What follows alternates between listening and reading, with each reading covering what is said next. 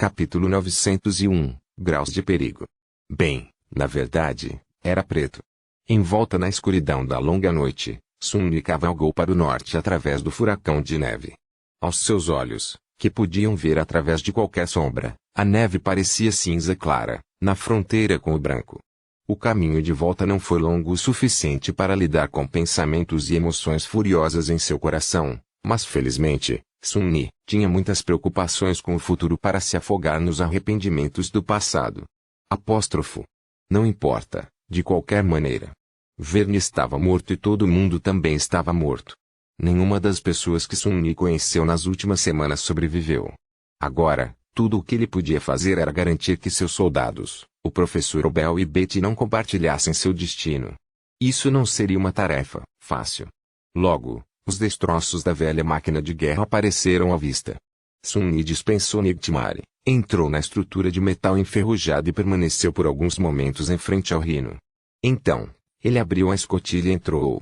Quentin, Samara e Belle estavam vigiando, cada um deles tenso e pronto para a batalha. Observando-o, os irregulares suspiraram de alívio. Capitão. Você voltou. Sun-Yi assentiu. Algo aconteceu na minha ausência. Quentin balançou a cabeça. Ainda não havia criaturas de pesadelos. O professor Obel e a senhorita Beta estavam exaustos, então estão dormindo. Nós estabelecemos o professor em seus aposentos. Espero que você não se importe. Ele permaneceu em silêncio por um momento, depois acrescentou com uma pitada de melancolia em sua voz. Claro, estamos de olho neles. Caso um ou ambos tenham se tornado portadores do feitiço. Sun-Yi não se importava particularmente com as acomodações naquele momento, então ele simplesmente assentiu. O primeiro ponto do breve relatório de Quentin foi o mais importante. No Nightmare Creatures, ainda. Isso pode mudar a qualquer momento. De fato, ele se arriscou ao permitir que seus soldados dormissem e deixassem o rinoceronte, mesmo que uma de suas sombras tivesse ficado para observar os arredores e ser um possível ponto de saída do Shadow Steppe. Aqui na extensão selvagem do centro antártico, era o país da criatura do pesadelo agora. Hordas deles se moveram pelas montanhas, muitas se espalhando pela planície costeira. Um enxame transitório poderia ter tropeçado no acampamento da coorte a qualquer momento. Por isso não era seguro. Mas a segurança era uma coisa do passado agora. Antes, ele tinha escolhas seguras e perigosas. Mas depois de deixar a proteção do Lu-49 e suas grossas paredes, ele só pôde escolher entre diferentes graus de perigo. Era tudo sobre calcular o risco provável. Mesmo assim, com seu atributo, Fate, esses cálculos eram mais ou menos inúteis. Com uma careta, Sun-Yi cobriu o rosto com uma mão e depois esfregou. Ele estava cansado e entorpecido demais para se importar agora. Ele também precisava descansar. Bem, eu vou tirar uma soneca, então. Me acorde se houver movimento lá fora. Como sua cama confortável estava atualmente ocupada pelo professor Obel, Sun-Yi subiu em um dos cantos livres para dormir e fechou os olhos. Quão arriscado era adormecer agora. Antes de deixar sua consciência mergulhar no abraço confortável das trevas, ele convocou Saint e ordenou que ela guardasse o rinoceronte das sombras. Isso era tudo o que Sun-Yi poderia fazer. A noite nunca terminou e a manhã nunca chegou. Quando Sun-Yi acordou, o mundo era exatamente o mesmo de antes. A nevasca enfurecida envolveu o mundo, obscurecendo o frio céu escuro. Ele fora retirado de seu sono, sem sonhos, pelo saudável de uma cápsula adormecida que se abria nas proximidades. Em frente a ele, um painel na parede do rinoceronte deslizou para longe, revelando um nicho adormecido escondido atrás dele. A figura maciça de Donnie podia ser vista lá dentro. O homem gigante desenhou um canudo curto quando receberam o veículo de transporte, uma vez que as vagens padrão eram um pouco pequenas demais para seu corpo prodigioso. Observá-los saindo de um era um pouco cômico, toda vez. Sun-Yi não sorriu, no entanto. Certificando-se de que suas sombras e Saint não percebiam nenhuma ameaça, ele deixou seu nicho. Logo, Luster e Kim acordaram também. Quentin, Belle, Samara, você vira. Os 13 irregulares mal podiam esperar para descansar por muito tempo. Sua exaustão e desejo de dormir eram tão esmagadores que nem se demoraram a ouvir o relatório que seus colegas haviam trazido do Reino dos Sonhos. Um minuto depois, todos os 3 foram para as vagens de dormir. Sun-Yi estudou Kim, Luster e Dorne. Eles pareciam muito melhores do que ontem. Embora uma noite de descanso não tenha sido suficiente para remover toda a fadiga acumulada, Won Kennedy era uma criatura resiliente. Sun-Ni, que dormira apenas algumas horas, sentiu-se completamente quebrado em vez de descansar. No entanto, esse sentimento passaria em breve. Assim, seus soldados se entreolharam. Depois de alguns momentos, Dorn foi o primeiro a falar. Não é bom, capitão. Desta vez, Sun-Ni sorriu. Uau! Quem poderia ter pensado? O homem gigante assentiu desajeitadamente e começou o relatório.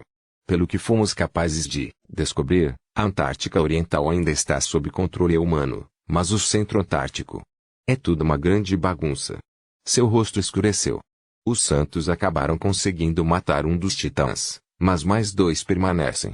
Um pedaço da cadeia montanhosa também foi destruído na batalha. Mas isso não é o pior. Sun-Ni soltou um suspiro frustrado. Deve ficar limpo com isso. Dorn olhou para baixo. Capital do cerco que nossa divisão deveria estabelecer. Se foi limpo completamente do mapa. Os sobreviventes, quem resta, soldados e civis, estão tentando recuar para outras fortalezas. Não resta nenhuma força organizada do primeiro exército daqui para o Monte Erebus. Sr. Sun-Ni permaneceu em silêncio por um longo tempo, uma expressão ressentida aparecendo em seu rosto. Assim, sua jornada de 400 quilômetros parecia ter acabado de se transformar em uma jornada de 1000 quilômetros. Capítulo 902, Estado de Assuntos. Dorn, Kim e Luster também trouxeram outras notícias do Reino dos Sonhos. Tudo isso foi fragmentado e caótico, uma vez que o próprio primeiro exército não parecia ter um forte controle sobre o que estava acontecendo em todo o Centro Antártico. Com todas as formas modernas de comunicação, qualquer informação que chegasse e fosse disseminada pelo Reino dos Sonhos estava fadada a ser incompleta e muitas vezes se tornava obsoleta na chegada. A falta de inteligência confiável era o pior medo de todos os exércitos. A estranha nevasca que assolava o Centro Antártico foi a causa do colapso da rede de interação. Foi atribuída a um dos titãs que surgiu há cerca de um mês, designado como a Besta de Inverno. A localização atual do titã era desconhecida, mas seu impacto poderia ser sentido em toda a região. O exército de campo encarregado de evacuar o Centro Antártico estava em um ponto difícil. O alcance sul da massa terrestre, onde Sun-Ni e sua coorte estavam atualmente presos, foi perdido e praticamente abandonado. As pessoas estavam lutando para preservar as 6 capitais de cerco restantes, sem saber quando e onde os titãs atacariam a seguir. Pior ainda, os titãs eram apenas os precursores de uma nova fase da cadeia de pesadelos. A frequência e a potência dos gates iniciais pareciam ter aumentado drasticamente, e inúmeras criaturas de pesadelos estavam chegando ao mundo em vigília todos os dias. Em outras palavras, os humanos no Centro Antártico estavam com problemas, e Sun-Ni estava no maior problema de todos. Maravilhoso! Seus soldados não apenas receberam informações, mas também relataram o status e o local atuais da coorte. As informações levariam algum tempo para chegar ao mestre Jet, e então passaria mais tempo para recuperar sua resposta a Sun-Ni. Por enquanto, ele não tinha nada para fazer. Sun-Ni pensou, por alguns minutos, se ele deveria começar a se mudar para o norte imediatamente, ou permanecer no local por alguns dias para dar tempo a seus soldados para se recuperarem e aprenderem mais sobre o que estava acontecendo na região. No final, ele decidiu adiar a decisão para quando o segundo turno dos dormentes retornasse do Reino dos Sonhos. Manter o rinoceronte em campo aberto não era uma situação ideal, mas nenhum deles se aventurava cegamente nas montanhas. De qualquer maneira, havia uma grande chance de um desastre encontrá-los, mas pelo menos a escolha anterior deu a seus soldados a chance de voltar aos seus estados de pico de batalha. Havia também os 2 civis em que pensar. Depois que Kim, Custer e Dorn terminaram o relatório, Sun-Ni mudou-se para a cozinha compacta do veículo grande, convocou o Kofer Kovetous, e concentrou-se em preparar um café da manhã saudável para a tripulação do rinoceronte. Cozinhar sempre o fazia se sentir mais calmo. Ele se perguntou sobre muitas coisas. Quão perto o segundo exército estava de ser montado? O que os grandes clãs estavam fazendo? Quão difícil seria chegar à distante capital do cerco, que ficava perto do Monte Erebus? Essa cidade era famosa por seus campos geotérmicos abastados. Pelo menos eles não estariam mais frios depois de entrar em suas paredes. Ele também se perguntou como Raina estava indo. Ela estava preocupada com o longo silêncio dele, talvez. Ela estava no meio de um primeiro pesadelo. Ele poderia visitar a Torre do Marfim e pedir a um dos membros da coorte que a vigiasse. Hefia estava bem perto de Raine, e Nepis, também. Kai manteve contato com Aiko, responsável por cuidar de Raine na ausência de Sunni, e Cassie parecia saber tudo sobre todos, em geral. Mas não. Ele não poderia ir agora. Havia uma diferença entre tirar uma soneca e partir para o reino dos sonhos. O primeiro faria alguns segundos atrasado para reagir ao perigo, mas o segundo faria sentir falta dele completamente. Com o quão terrível era a situação, ele não podia se permitir estar ausente. Logo, o cheiro de comida de cozinha levou todos dentro do reino para a área do salão. Até o professor Obel e Beta acordaram por causa disso. Sunni estudou secretamente o velho, tentando verificar sua condição. O professor parecia estar se saindo bem, considerando o quão repentina foi a partida deles. Ele ainda parecia antigo e frágil, mas não havia sinais de uma súbita deterioração de sua saúde. No entanto, Beto usou um scanner médico portátil para fazer algumas leituras e depois produziu um lote de remédios e suplementos de sua bolsa, agindo como uma enfermeira preocupada. Ensolarado colocou pratos de curry perfumado em cima da mesa, além de uma cafeteira e várias barras de chocolate preto para a sobremesa. Considerando a situação, essa refeição modesta parecia estranhamente opulenta. Antes de comer, o professor Obel olhou em volta com curiosidade, depois sorriu e pronunciou em seu tom amigável de sempre: "Essa é uma máquina impressionante que você tem aqui, mestre Sunles." Luster, que já estava trazendo uma colher de curry para a boca, parou e sorriu. "É, não é? De todos os veículos que dirigi, nosso reino é o mais assustador. Dessa vez, tivemos que atravessar um enxame inteiro de criaturas de pesadelos de nível baixo. Ah, foi espetacular." O velho sorriu. "É propício ver esse design ainda sendo usado e mantido atualizado. Eu conheci o engenheiro que inicialmente criou esse conceito de APC, você vê. Claro, naquela época, era muito menos avançado. Spertesh nem estava na infância. Então as soluções que ela propôs para fazer um veículo tão grande se mover em um ritmo aceitável eram nada menos que revolucionárias." Sunni inclinou a cabeça, tentando imaginá-lo. Um mundo sem tecnologia ortográfica. Era difícil conceber uma coisa dessas. E, no entanto, o professor estava obviamente certo. Apenas meio século atrás, ele não existia. Hã? Todo mundo comeu, sabendo que precisaria de muita energia para enfrentar o que estava por vir. Em algum momento, Bet lançou um olhar complicado para Sunni e perguntou: "Agora que as coisas parecem ter se acalmado um pouco, você pode finalmente explicar o que motivou essa mudança repentina de eventos, mestre Sunles? Por que tivemos que deixar o Lu-49 com tanta pressa?" Não que eu esteja duvidando de suas decisões." Ele ficou em silêncio um pouco, bebendo seu café. O que havia para dizer? Sunni encolheu os ombros. A ascensão inicial ao Ariadne foi destruída e o Lu-49 se foi. Todo mundo lá atrás está morto. Nós 9 somos os únicos que sobreviveram. Capítulo 903, Números Abstratos. Suas palavras fizeram com que um silêncio mortal se estabelecesse sobre o rinoceronte. Luster, com Idorn congelaram. Expressões graves aparecendo em seus rostos. O professor Obel olhou para baixo, de repente parecendo ainda mais frágil e velho. Um suspiro pesado escapou de seus lábios. Os olhos de Bet se arregalaram. O que você quer dizer com morto?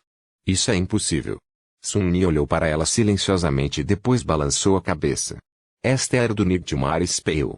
Tudo é possível, e coisas terríveis são duplamente possíveis. De fato, eles são praticamente inevitáveis. Tivemos a sorte de sair a tempo, mas os outros não.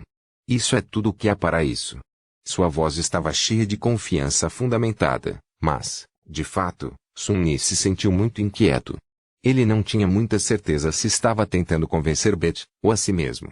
O professor Obel, que nasceu durante o Dark Times e viveu os horrores da primeira geração, parecia entender o que Sunni estava tentando dizer.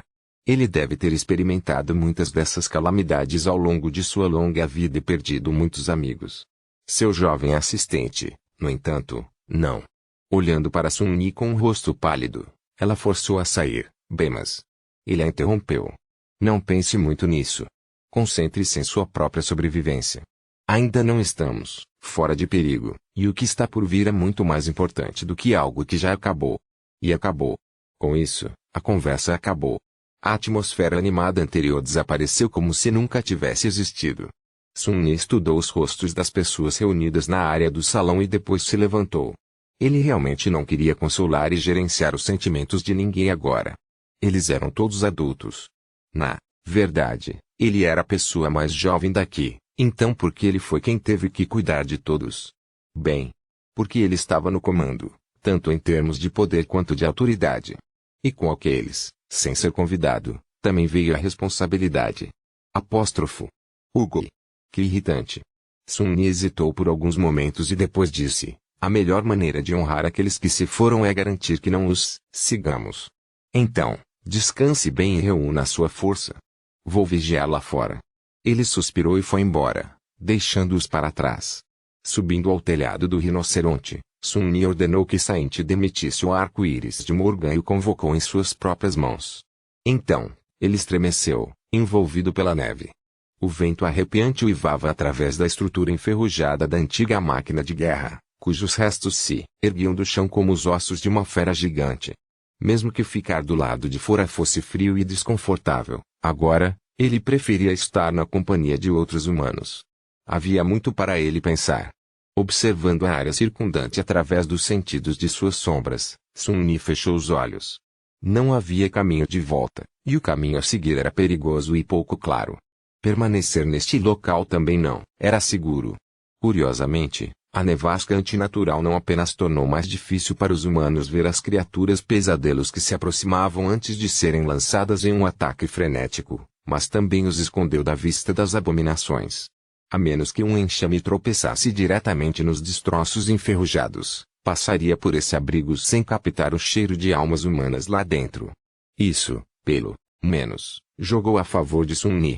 Antes que ele percebesse, seus pensamentos voltaram ao pessoal perdido da Lu-49. 1.500 pessoas. 16, até, se ele contasse as que haviam morrido nas semanas anteriores. Assim, tantas vidas foram perdidas. Era esperado, na verdade. Com uma careta estranha, Sun-Yi lembrou-se de ouvir pela primeira vez a cadeia de pesadelos do Mestre Jet. Naquela época, ele era bastante indiferente. O que o destino dos humanos na Antártica tinha a ver com ele? O número deles também era muito superior a 1.400. Havia 700 milhões de pessoas vivendo no quadrante sul, e ele não estava inclinado a dar a mínima para um único. Pelo menos não o suficiente para arriscar sua vida por isso. Ele ainda estava indiferente. 700 milhões eram um número muito grande para conceber. Era muito distante e abstrato. Ao falar sobre milhões de pessoas, as pessoas deixaram de ser pessoas e se transformaram em números. Sun-Yi não os desejava mal, mas também não conseguia se preocupar com meros números. Mas soldados e civis que morreram no Lu-49 eram diferentes. Embora 1.400 não pudessem se comparar a 700 milhões, para ele eram reais. Ele viveu com eles, compartilhou o pão com eles e lutou lado a lado com eles.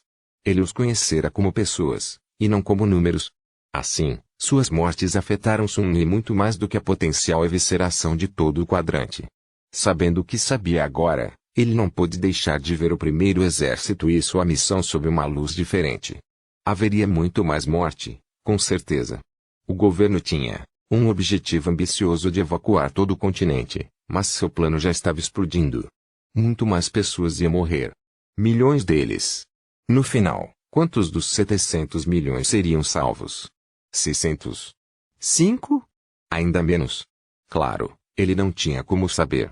Então, como isso o fez se sentir? Ele estava indignado? Motivado? Queimando com determinação? Ele encontrou convicção? Na verdade não. Deixando-o respirar fundo, Sun-Yi sussurrou: que desperdício. Tudo o que ele sentiu foi desprezo. Foi um desperdício, tudo isso. De vidas humanas, recursos e potencial. Isso o deixou doente ao saber que o mundo estava devorando tanto. Enquanto as pessoas que poderiam ter impedido que isso acontecesse estavam ocupadas demais brigando entre si. Aqueles bastardos. No final, tudo o que Sun-Yi podia fazer era seguir seu conselho e se concentrar em si mesmo, e no que lhe pertencia. Ele não podia salvar 700 milhões de pessoas, mas podia garantir que ele, seus soldados e civis sob seus cuidados chegassem vivos ao outro lado desse desastre. Que, pelo menos, ele poderia gerenciar. Capítulo 904 Uma viagem de 1000 milhas. 2 dias depois, eles finalmente receberam uma palavra do mestre, Jeet. A mensagem, que havia passado por várias pessoas antes de chegar a Sunni, era simples: recuar para Erebus e encontrar-se com Davis e sua coorte de irregulares lá. Goodspeed. Sunni respirou fundo depois de ouvir a notícia. Era como ele esperava, embora uma pequena esperança de que alguma ajuda milagrosa fosse enviada para ajudá-los na jornada de 1000 quilômetros ainda estivesse de alguma forma em chamas em seu coração. Agora, estava completamente extinto. Com isso, o curto período de descanso da coorte terminou. Também foi uma coisa boa. Nos últimos 2 dias, Sunni matou várias criaturas de pesadelos que vagaram perto do acampamento. Estranhamente, não havia tantos deles quanto se poderia esperar, e ele foi rápido em descartar os corpos. Ainda assim, o cheiro de sangue permeava lentamente a área e, logo, atraía ameaças maiores. A nevasca ainda estava furiosa do lado de fora dos destroços da velha máquina de guerra. Perfurando a neve rodopiante com raios de luz, o rinoceronte rosnou à medida que avançava e abandonou seu abrigo temporário. Acelerando, depois se moveu para o norte, em direção às encostas das montanhas imponentes. A atmosfera dentro do veículo estava tensa, mas com o passar dos minutos, sem que nada provocasse um ataque inesperado à APC, todos se acalmaram um pouco. Exceto Sunni. Ele não tinha planos de se acalmar até que chegassem com segurança à fortaleza do primeiro exército de evacuação. De fato, ele preferiria que o seu povo permanecesse tenso e paranoico também. Mas havia muita pressão também. As pessoas tendiam a quebrar-se sujeitas a estresse persistente e avassalador, sem chance de respirar. Na verdade, seus soldados estavam se saindo surpreendentemente bem, considerando tudo o que haviam passado nos últimos 2 meses. E por uma boa razão. Um dos critérios pelos quais ele escolheu esses Alkener em particular foi a resiliência mental deles, afinal. Até Aluster, que parecia um tolo, despreocupado na maioria das vezes, estava suportando os rigores da calamitosa campanha da Antártica com uma tenacidade surpreendente. Talvez tenha sido exatamente essa personalidade alegre e frívola dele que deixou o jovem tão imune ao desespero. Apóstrofo. Preciso aprender com Luster. Isso era algo que Sunni nunca esperava pensar.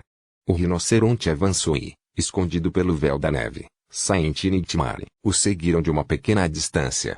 Embora as montanhas fossem obscurecidas pela tempestade de neve, os picos irregulares estavam se aproximando cada vez mais. As sombras de Sunni rondaram do lado de fora, observando o caminho a seguir. Pouco antes de chegarem ao terminal que separava a rodovia costeira, que se estendia por todo o comprimento do centro antártico, da estrada que leva ao antigo Lu 49 e do caminho que deu uma volta para subir alto nas montanhas, uma das sombras notou algo estranho na neve. Sunni hesitou por alguns momentos, franzindo a testa. Então, ele se aproximou do assento do piloto e falou calmamente: vire um pouco para a esquerda e diminua a velocidade. Vamos parar em alguns quilômetros. Luster obedientemente seguiu suas instruções, diminuindo gradualmente. Eventualmente, o veículo maciço parou. Sunni abriu a escotilha e mergulhou na nevasca, a madeira preta polida do eixo da Cruel City caindo silenciosamente em sua mão. Lutando contra o vento, ele seguiu em frente e parou na frente de uma pilha alta de neve. Menos de 100 metros à frente estava o terminal da rodovia costeira, com vários prédios vazios em pé com as portas entreabertas. A alguma distância à esquerda estava o oceano, o que fez Sunni se sentir muito tenso. No momento, porém, sua atenção estava concentrada no monte alto à sua frente.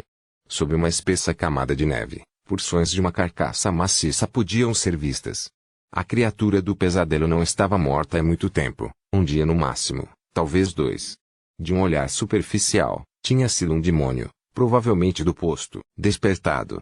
A julgar pelas feridas cruéis que cobriam seu corpo, ele não havia sido morto por armas humanas e, como para ilustrar esse ponto, grandes seções da carcaça pareciam ter sido devoradas.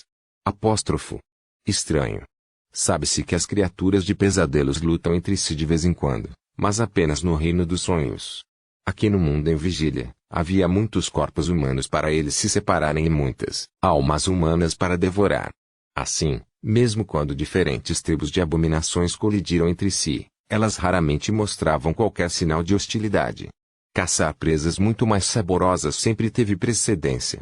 No entanto, conquanto as criaturas de pesadelos estavam atualmente em fúria na Antártica, e quão concentrada a população humana havia se tornado devido à mudança para um pequeno número de capitais de cerco, as coisas poderiam ter mudado.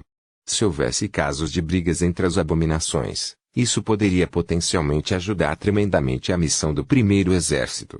É claro que Sun Yi se impediu de ficar otimista demais com essa perspectiva. Ele tinha preocupações mais importantes e imediatas, de qualquer maneira. Uma criatura de pesadelo capaz de abater um demônio despertado tinha que ser suficientemente forte e ainda poderia estar próxima. Que tipo de abominação foi e para onde foi? Estava sozinho ou acompanhado por um enxame inteiro de outros monstros? Se ele conseguisse deduzir algo sobre a natureza do inimigo do cadáver, seria capaz de se preparar melhor para desviar a ameaça. Infelizmente, o demônio morto não ofereceu nenhuma pista. A única coisa que Sun Yi descobriu foi que o assassino não era muito temível, pois havia sinais de um confronto furioso por todo lugar. Se outro partido fosse verdadeiramente poderoso, sua vitória teria sido totalmente unilateral. Levada de tempo. Balançando a cabeça, Sun Yi estava prestes a voltar quando sentiu algo através de suas sombras. Um deles deslizou um pouco mais pela estrada e atualmente estava observando alguns distúrbios na nevasca. Ele diminuiu a velocidade, virando-se para o norte. Apóstrofo. O que é isso? Um momento depois, uma expressão conturbada apareceu no rosto de Sun Yi. Capítulo 905. Portador de más notícias. A sombra se escondia na encosta de um penhasco alto, observando a ampla estrada que se estendia para o norte entre a mãe e o oceano.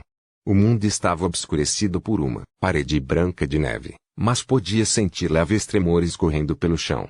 Algo estava se aproximando. Alguns momentos depois, 2 pontos brilhantes apareceram dentro da nevasca, crescendo lentamente à medida que sua fonte se aproximava. Então, poderosos raios de luz atravessam a tempestade de neve, fazendo a sombra mudar de posição. A vários quilômetros de distância, Sun Yi franziu a testa com uma expressão perturbada. Pessoas. O que se aproximava do norte não era um enxame de criaturas de pesadelos ou uma monstruosidade pesada, mas uma pequena procissão de transportes civis, acompanhada por um punhado de veículos militares. Eles atravessaram a nevasca, rolando pela estrada a uma velocidade lenta. Vários deles pareciam maltratados e mal funcionavam. Os soldados podiam ser vistos, manejando as torres, tremendo no frio cruel. Sua carranca se aprofundou. O que eles estão fazendo aqui? Luxo. Traga o rinoceronte até a beira da estrada costeira deixando a carcaça do demônio morto para trás. Sun Yi avançou. Alguns minutos depois, ele estava parado na superfície coberta de neve de estrada, com o rinoceronte posicionado atrás dele. Sua silhueta foi desenhada no cenário da nevasca pelas vigas de 2 holofotes poderosos. O comboio já estava perto, mas eles ainda não o notaram. Golpeando a bunda da visão cruel no chão, Sun Yi hesitou por um momento e depois ativou o encantamento, Ligjater, Imediatamente, a lâmina de prata da lança brilhou com a luz brilhante. Era como se um pequeno sol florescesse em sua mão. Em algum lugar atrás, Bale e Dona emergiram da APC, carregando suas armas com expressões protegidas. Samara subiu ao teto do veículo e agora estava deitada sobre ele, descansando o queixo no caldo do rifle. Os outros 13 irregulares permaneceram lá dentro, protegendo os professores Ubel e Bet. O esplendor da visão cruel era intenso demais para não ser notado. Finalmente, os soldados que protegiam o pequeno comboio reagiram, virando as torres na direção da ameaça desconhecida. Seus rostos estavam tensos e assustados. O veículo principal diminuiu a velocidade.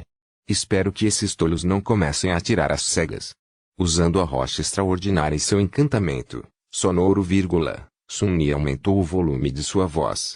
Calma e opressiva, rolou pela estrada, rompendo facilmente o uivo do vento. Este é o capitão Sunles da 1ª Companhia Irregular. Pense 2 vezes antes de atirar. Felizmente, os soldados pareciam ter preservado pelo menos parte de sua compostura. Nenhuma bala voou em sua direção. Não que uma bala mundana fosse capaz de causar sérios danos a ele, muito menos arranhar a superfície da cadeia desagradável. Poucos minutos depois, o veículo principal do estranho comboio parou de maneira estridente, não muito longe do rinoceronte, forçando os transportes a seguir o exemplo. Uma figura de uniforme militar emergiu dela, hesitou um pouco e depois seguiu em direção a Sun-Ni. A julgar pela falta de uma memória do tipo armadura e pela maneira como o homem segurava a gola do casaco, tremendo no frio, ele era um humano mundano. Enquanto o soldado caminhava, as sombras de Sun-Ni se aproximaram do comboio e estudaram. Os transportes estavam cheios de civis assustados, e seus acompanhantes militares eram poucos e distantes entre si. Todo mundo parecia estar em uma forma áspera, cansado e entorpecido. Havia mulheres, crianças e idosos entre os refugiados, todos assustados e exaustos, mas não muitos homens. E não havia um único despertado entre eles. O humor de Sun-Ni ficou cada vez mais sombrio. Finalmente, o soldado se aproximou o suficiente para vê-lo. Levantando a mão para proteger os olhos das luzes do rinoceronte, ele murmurou com uma voz assustada: "É realmente o diabo." Sun-Ni olhou para ele com uma carranca. "Eu posso ouvir você, você sabe." O soldado se encolheu e depois abaixou a mão, tentando ficar em atenção. "Oh, senhor. Desculpe, senhor." Sua voz, apesar do esforço para parecer profissional, parecia assombrada. Sun-Ni suspirou e balançou a cabeça. "À vontade." Então, ele olhou além do ombro do homem para o comboio agredido, imaginando o que estava fazendo aqui. "Por favor, explique quem você é e por que você está nesta área." "Eu pensei que o primeiro exército abandonou o alcance sul do centro antártico." O soldado permaneceu em silêncio por um tempo. Eventualmente, ele disse: "Senhor, você deve saber que nossa divisão sofreu pesadas perdas quando a capital do cerco que estávamos construindo foi destruída. Um número suficiente de nós teve tempo de evacuar, levando os civis conosco. No entanto, as consequências foram caóticas." Sun-Ni não sabia os detalhes de como a cidade havia sido destruída, exceto pelo fato de ter sido feita por um titã. No entanto, ele podia imaginar o pânico e o caos que se seguiram no rescaldo. Ele assentiu. O homem soltou um suspiro pesado. "A maioria dos que escaparam se retirou para o norte, mas para muitos de nós, essa direção foi cortada. Reunimos o maior número possível de pessoas e, eventualmente, seguimos para o sul."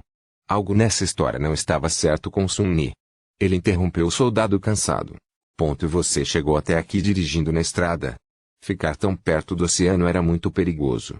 Mesmo Sun-Ni não se atreveu a escolher esse caminho conveniente, mas terrível. Como um bando de soldados mundanos sobreviveu a isso?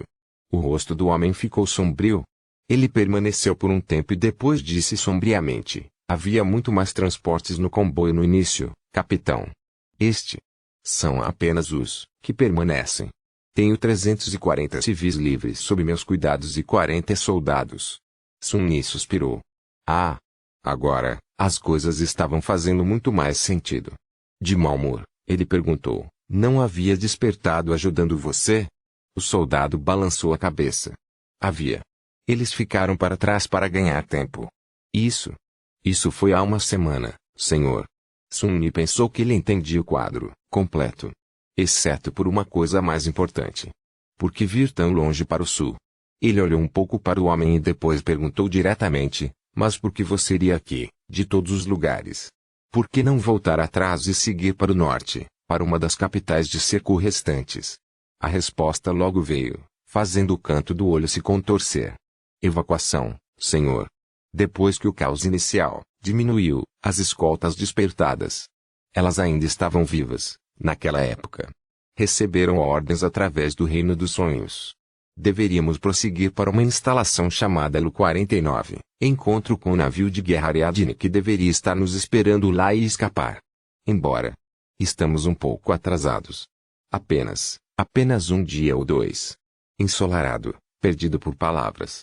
O soldado de repente pareceu animado. "Capitão Sem Sol, senhor. Você veio dessa instalação? Você foi enviado para nos escoltar o resto do caminho."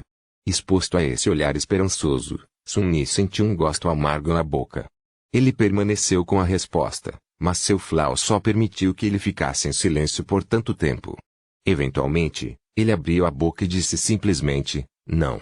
O Ariadne foi destruído e o Lu-49 está perdido.